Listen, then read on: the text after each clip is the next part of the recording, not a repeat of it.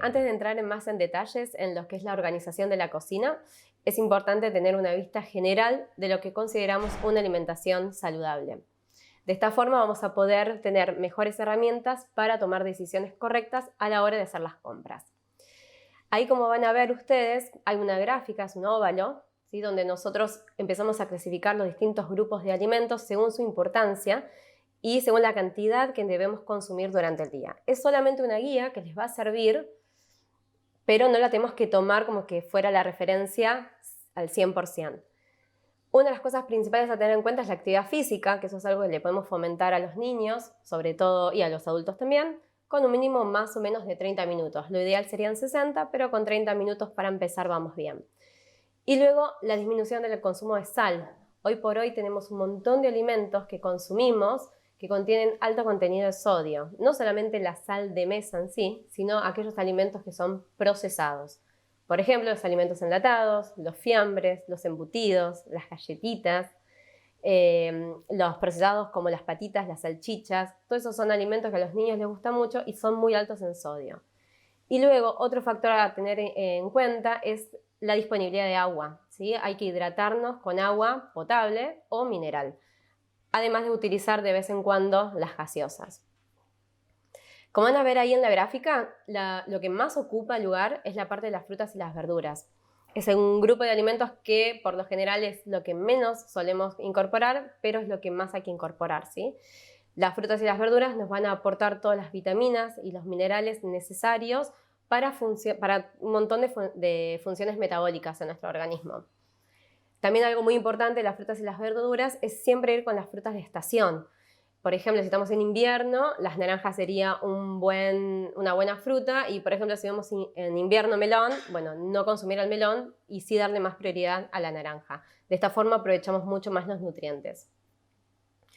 Luego también van a ver en un porcentaje un poquito menor, van a ver a todos lo que son las legumbres y los cereales. Dentro de los cereales lo fundamental es que sean cereales integrales, como el arroz, las harinas, la avena. Y también vamos a darle importancia a las legumbres, que bueno, es un alimento que por lo general no solemos incorporar demasiado en nuestra alimentación, como ser las lentejas, los porotos, los garbanzos, la quinoa, que nos aporta proteínas y además hidratos de carbono. También otro grupo de alimentos a tener en cuenta son las carnes. Dentro de las carnes ahí hay varias variaciones, ¿sí? Nosotros siempre decimos las carnes y pensamos que hablamos de la carne de vaca, pero en realidad la carne tenemos la carne de vaca, que es la roja, la carne de pescado, la carne de cerdo y la carne de pollo. ¿En qué varía cada carne? Va a variar en el aporte de las grasas que nos dan. Las carnes grasas son las que mayor porcentaje de ácidos grasos tiene, entonces es lo más recomendado consumirla, por ejemplo, entre 1 y 2 veces por semana, no más de eso. Luego tenemos las carnes como el pescado, que es la que más tenemos que fomentar el consumo, que le podemos incluir hasta 4 veces semanales. Y dentro de los pescados también tenemos una clasificación de aquellos pescados que nos van a aportar mejores ácidos grasos para mejorar nuestra calidad de vida, ¿sí? Sobre todo la parte cardiovascular, como ser el salmón, el atún, la caballa. Y luego vamos a tener otros pescados que tienen menor aporte de ácidos grasos, pero que capaz que no son tan beneficiosos o tan relevantes para la salud, como puede ser una merluza, la brótola, un lenguado, ¿sí? Luego la carne de pollo y la de cerdo tienen menor porcentaje de ácidos grasos, pero también más o menos tampoco hay que abusar y consumirla tan seguido, ¿no? Por ejemplo, 2 veces por semana pollo y 2 veces por semana cerdo. Después en otro apartado se van a ver los cortes que recomendamos consumir de estos tipos de carnes, ¿sí? Para que ustedes puedan ir diferenciando cuáles son los cortes más magros a los cortes más grasos de las carnes. Otro grupo también muy importante a tener en cuenta va a ser el grupo de la leche, el yogur y los quesos, que más o menos ese ocupa el 12% de nuestra pirámide. Si bien son alimentos que las industrias nos los venden como que es el alimento fuente para incorporar el calcio, también lo podemos incorporar de otros grupos de alimentos como ser las verduras y también las legumbres. Entonces tampoco nos volvamos locos de que tengamos que consumir mucha leche, mucho queso o mucho yogur. Sí que esté, pero no es el alimento fuente o base de nuestra alimentación. Y nos quedan 2 pequeños grupos que son por un lado los aceites y por otro lado son todos los que representa como el permitido, que nosotros a veces llamamos, que sería toda la parte de los procesados.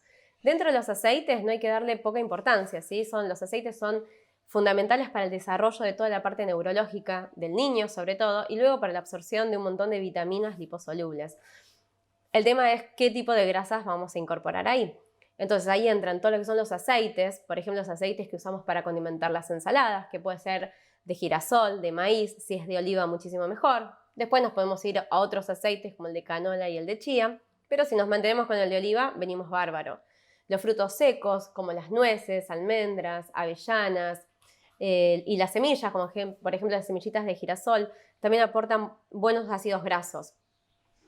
También podemos utilizar por ahí para unos snacks salados las aceitunas e inclusive también la palta, ¿sí? O sea, no le tengan miedo a consumir por ahí media palta de forma diaria, porque los ácidos grasos que nos aportan son muy buenos, que inclusive viene bien para reemplazar a la manteca. Por ahí en una tostada la podemos reemplazar a la manteca por la palta y ahí salimos de todo lo que es el procesado. Y luego tenemos ese 3%, que es una porción muy pequeña del óvalo de una pirámide. También van a encontrar pirámides que se pueden utilizar como gráfica. Es un porcentaje muy pequeño que hoy en día está totalmente invertido, ¿sí? Suele ser un porcentaje más grande, que ahí entra todo lo que es snacks, papas fritas, galletitas, salchichas, patis, medallones de pollo, las patitas de pollo, fiambres, los quesos untables, las mantecas, las cremas de leche. Esos son alimentos que si bien no los podemos excluir al 100% de la dieta, sí estaría bueno empezar a limitar su consumo.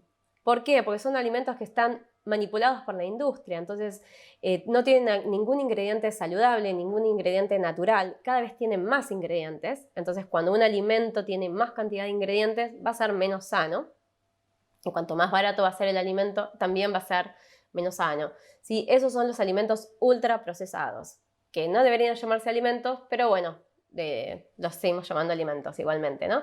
Esos son los alimentos que hay que mantener lo más alejado posible o restrictivo durante la alimentación diaria, ya sea del niño, del adulto, del adolescente, de cualquier persona, cualquier grupo etario, digamos. Con eso vamos a controlar el aporte de sodio porque tiene mucha sal y sobre todo también el aporte de azúcar. Las grasas también suelen tener grasas, pero lo más importante en ese grupo de alimentos es el exceso de sodio y el exceso también de azúcar que aportan. Bien, con toda esta información vamos a poder planificar las 4 comidas principales, que vamos a tener un desayuno, un almuerzo, una merienda y una cena. Dentro de las opciones de desayunos y meriendas, lo ideal es ir tratando de ir alternando, ¿sí? De tener, si desayuné la opción 1, por ejemplo, la merienda que sea diferente, así nos vamos asegurando y tener diferentes tipos de nutrientes a lo largo del día. Ejemplos de meriendas o desayunos saludables, podemos incorporar todo lo que es el yogur con una buena granola, que se puede hacer casera, utilizando la avena, utilizando frutos secos, se pueden utilizar tostadas de pan integral preferentemente, si son caseros muchísimo mejor, con alguna mermelada o algún queso untable.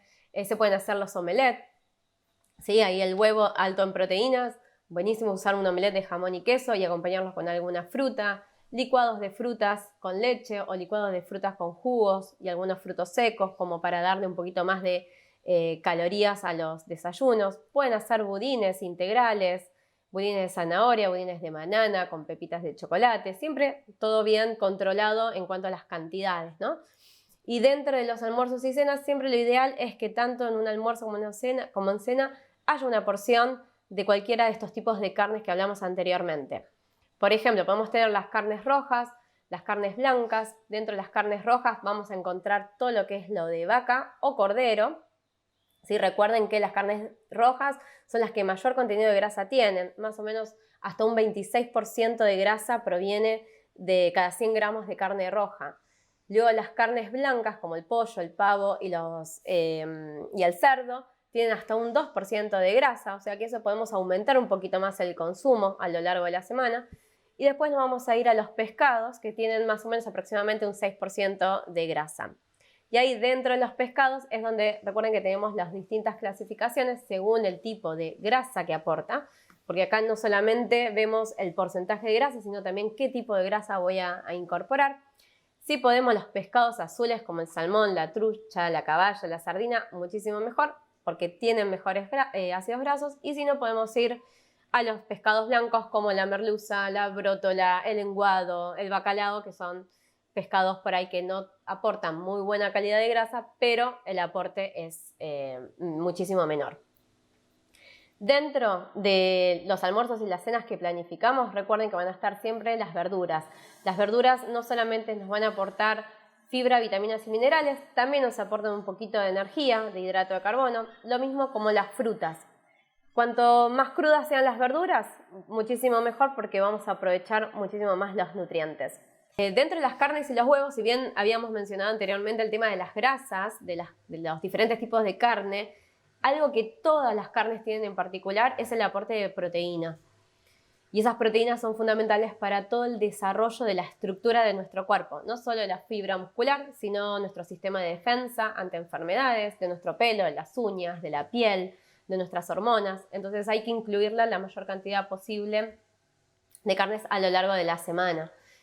En esto no hay diferencia si es carne de cerdo, de pollo, de pescado o de vaca, ¿sí? Siempre el aporte proteico va a ser igual. Lo que sí puede cambiar capaz es la parte del hierro. Capaz una carne roja va a tener mayor aporte de hierro que una carne blanca. Los leches, yogures y quesos, como dijimos antes, también te van a aportar hierro y calcio, y un poquito también de proteínas. Las legumbres, cereales, dentro de los cereales entra el arroz, los fideos, la avena, la quinoa. Hay hidrato de carbono, pero también hay una fuente de proteína ahí medio importante, ¿sí? A tener en cuenta. Y los aceites, frutos secos y semillas son toda la parte de los ácidos grasos esenciales. ¿Qué quiere decir? Que sí o sí los tenemos que consumir. No hagamos de lado la alimentación y hagamos una ensalada sin ponerle aceite, que muchas veces solemos hacer eso porque uno se quiere estar cuidando. No, condimentemos las ensaladas siempre con un poquito de aceite. Teniendo en cuenta lo que nos va aportando cada grupito de estos alimentos, es donde nosotros vamos a ir pudiendo armar un plato mucho más saludable, más sano, para cuidar a nuestro organismo, para nutrir a nuestro organismo, ¿sí?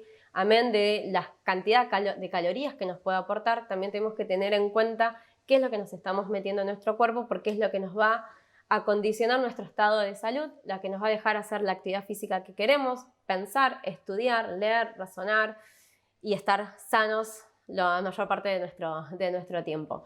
Así que ya saben, a la hora de generar la lista de compras que comprar, bueno, tener esta guía les va a ayudar a saber, bueno, voy a un procesado o voy a la carnicería y me compro, no sé, una colita de cuadril para hacer al horno, o me voy al patty, salchichas y alimentos procesados para los chicos. En este nuevo apartado vamos a hablar todo lo referente a lo que es la higiene alimentaria y la importancia que este implica a la hora de elaborar cualquier servicio de alimentación, ya sea en casa o bien si queremos brindar un servicio de alimentación a comensales, ¿sí?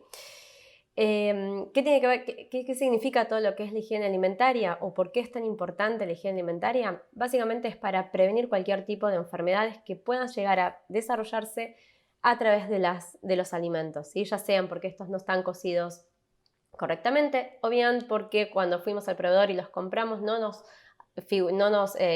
aseguramos de que estén en buenas condiciones, ¿sí? De esta forma nos vamos a asegurar que el alimento sea inocuo y que no desarrollemos ningún tipo de bacterias o enfermedad que son bastante incómodas, ¿sí? Hay que tener en cuenta que las bacterias tienden a multiplicarse sin control y tampoco las podemos ver, o sea que solamente con ver si el alimento tiene buen aspecto o no, no es siempre suficiente, ¿sí? Porque la bacteria no nos da olor, no nos deteriora tampoco a la calidad del alimento, pero no quiere decir que esté presente.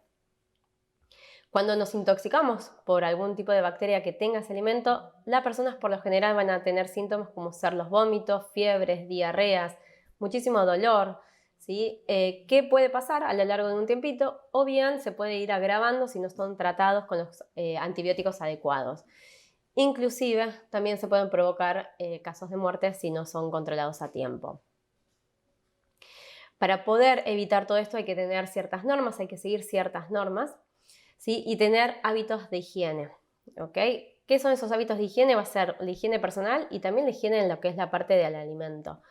Si tenemos gente que trabaja con nosotros en un servicio de alimentación o bien si estamos nosotros en casa cocinando para nuestra familia, es importante que la ropa que nosotros usemos, el delantal que vamos a utilizar, esté en perfecto estado, esté limpio, ¿sí? Mantener las uñas cortas, que no tengan esmalte, el pelo tiene que estar recogido.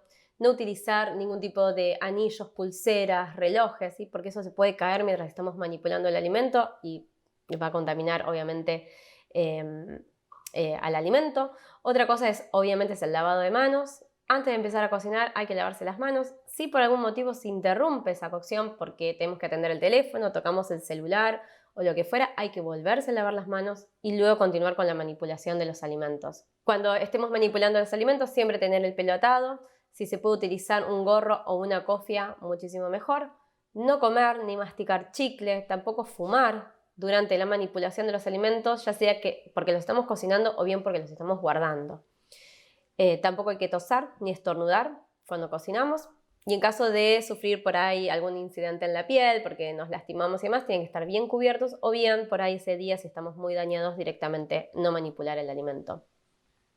Los utensilios deben de estar siempre limpios al momento de iniciar cualquier tipo de preparación, y cuando se finaliza la preparación también tienen que estar higienizados. Eso es todo lo que hablamos anteriormente, es la higiene personal. Ahora vamos a entrar bien en todo lo que es la inocuidad de los alimentos propiamente dicho. Primero principal, hay que usar agua y alimentos seguros. El agua tiene que ser potable o de red, ¿sí? Hay que asegurarse de potabilizar el agua antes de su consumo. Si no tenemos agua potable, se puede hervir el agua y de ahí ya tenemos un agua un poco más segura. Los alimentos tienen que ser frescos.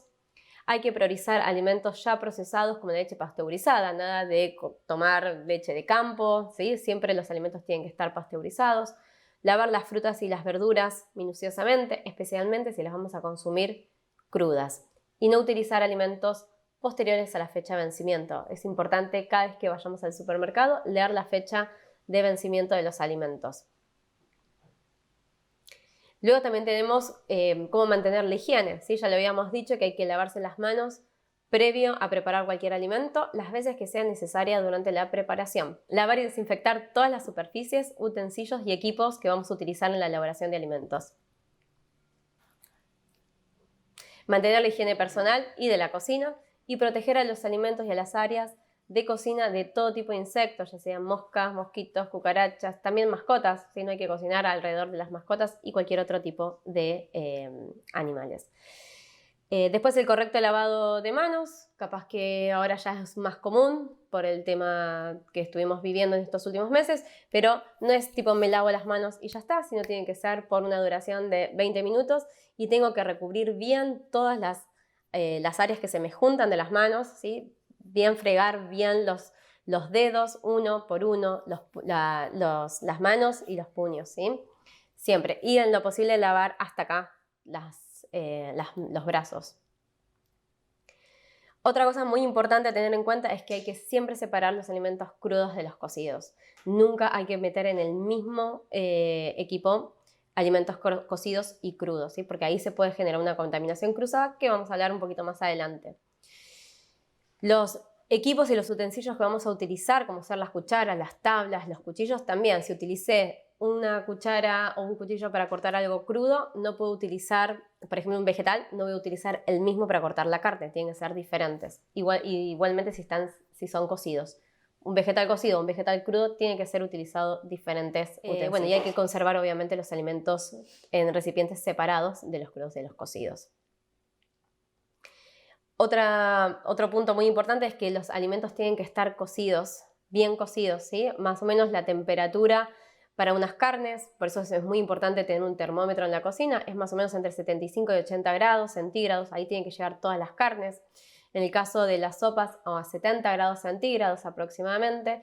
Y si hay que recalentar una comida, ahí hay que tener mucho cuidado porque también tenemos que tratar de llevar a una temperatura alta. No van a ser los mismos 70 grados centígrados, pero sí tiene que ser caliente porque de ahí nos aseguramos que si hubo algún desarrollo microbiano lo podemos controlar. Y también es importante mantener el tema de los alimentos a temperaturas seguras. Por lo general a veces dejamos enfriar alimentos fuera de la heladera, los cocinamos y los dejamos reposar que se enfríen. Bueno, hay que tener en cuenta que ese tiempo de reposo no tiene que ser mayor de 2 horas, porque si no ya vamos a darle una ventana a nuestras bacterias a que se desarrollen, ¿sí? Cuanto más rápido lo podemos meter en la heladera, muchísimo mejor. No hay que guardar tampoco las comidas preparadas por mucho tiempo. Y algo fundamental es no descongelar los alimentos a temperatura ambiente.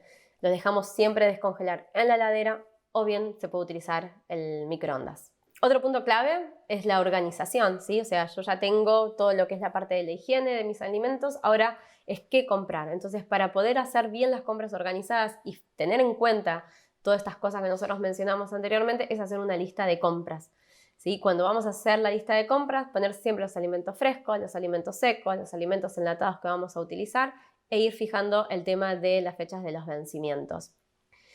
Cuando compramos un alimento nos tenemos que fijar que esté en perfectas condiciones, sobre todo si son los alimentos frescos, ¿sí? Las carnes en condiciones organolépticas, por ejemplo, que tengan buen olor, que el color sea adecuado. Cuando la carne más roja y brillante significa que está recién cortada. Cuando ya la veo medio parda, medio oscurita, eso quiere decir que ya hace bastante tiempo que la carne está en exhibición, entonces está teniendo contacto con el oxígeno. Cuando ya tiene más contacto con el oxígeno, más propensa va a ser a desarrollar algún tipo de bacteria. Entonces, cuanto más roja es la carne, muchísimo mejor. Y si son productos que están envasados, ver que, por ejemplo, la carne envasada, que ese envasado no esté roto. Y también otra cosa importante de los alimentos envasados es siempre fijarse la fecha de vencimiento. Nunca comprar tampoco los alimentos que están próximos al vencimiento, porque hay veces que vencen de 2 días a la compra, entonces por las dudas siempre elegir el más lejano a la fecha de vencimiento. Todos los alimentos que estén en mal estado o que tengan una apariencia dudosa, no hay que comprarlos, hay que rechazarlos, ¿sí? Ante la duda, no los adquieran, ¿sí? Y también es muy importante verificar las temperaturas que tienen los alimentos que necesitan refrigeración. Por ejemplo, 4 grados es lo ideal para que tengan las carnes carnes de vaca y las de ave y de pescado, 8 grados, por ejemplo, para los lácteos y 3 grados para las comidas que son en lata. Y después para los congelados ya nos vamos a 18 grados bajo cero. Nunca hay que poner los alimentos crudos con los cocidos, ¿sí? En el mismo recipiente. No exceder el plazo de conservación de los alimentos, controlar la fecha de vencimiento siempre y limpiar y desinfectar el equipo cada vez que utilizamos, ¿sí? Ya sea un cuchillito, una cuchara, lo que fuera. Se usa, se limpia, se guarda y ya está. No emplear el mismo cuchillo para cortar los alimentos crudos y cocidos, ¿sí? Bueno, como ya lo dijimos, y lavar bien los vegetales y desinfectarlos. Por ahí para los vegetales de hoja verde o tipo la lechuga, la selga o la rúcula que los vamos a utilizar crudos, sumergirlos en abundante agua con 2 gotitas de lavandina. Y acá hay que tener cuidado que esa lavandina sea apta para desinfectar agua, porque hoy en el mercado nos encontramos con distintos tipos de lavandina y hay algunas que no son aptas para el agua. Y si utilizamos esas nos va a alterar el sabor del alimento y vamos a sentirle realmente el olor, el gusto a lavandina. Entonces eso también es algo que se tienen que fijar cuando hagan las compras. Y las frutas también las podemos sumergir en abundante agua con 2 gotitas de lavandina o bien con vinagre de alcohol. Y bueno, y un tema muy importante a tener en cuenta, ya sea en casa, como sea en un restaurante, en un servicio de alimentación, es la contaminación cruzada. Que la contaminación cruzada se produce cuando un alimento está contaminado y el otro no, y sin querer utilizamos el mismo cuchillo para cortar ese alimento, cortamos otro y ahí se produce la contaminación cruzada. O mismo la misma tabla. Si corté carne y después voy a cortar verdura, no vamos a utilizar la misma tabla. Hay lugares que pueden tener una tabla para cada, una tabla para la carne, otra para pescado, otra para vegetales, o bien en casa que tenemos por ahí 2 tablas, bueno, ya las destinamos, una para carne, otra para verduras, y si tenemos una sola tabla, primero cortamos los vegetales y luego vamos a cortar las carnes. De esta forma vamos a evitar que se me contamine el vegetal que no va a ser cocido. Si los 2 alimentos van a ser cocidos, bueno, ahí se va a disminuir el grado y lo más probable es que no se produzca ninguna contaminación cruzada. El tema pasa por si o algunos alimentos se van a emplear a cocción y otros van a permanecer crudos. ¿Qué nos puede llegar a pasar si se produce una contaminación cruzada? Lo mismo que hablamos al principio, pueden haber intoxicaciones alimentarias, diarrea, vómitos, descomposturas fuertes, cólicos bastante importantes en la parte abdominal, te pueden producir urticarias, hay veces que por ahí algunas de las intoxicaciones pasan por la piel y pasan más desapercibidas desde la parte de vista intestinal, entonces no sabemos que es una intoxicación alimentaria, pero por lo general lo más común es tener diarrea, vómitos y náuseas.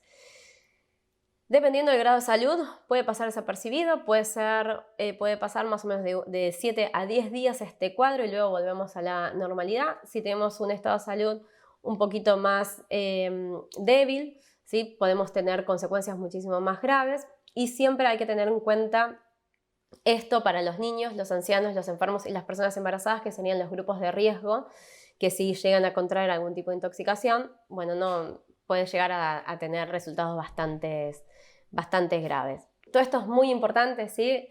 Para tener en cuenta. Tenemos que ser responsables a la hora de cocinar, ya sea para tu familia, para vos, para tus amigos o para algunos clientes, ¿sí? Porque cualquier de estas cositas que por ahí nos fallen, por más simple que sean, pueden llegar a producir un gran mal a las personas, a los comensales que vayan a comer las comidas elaboradas.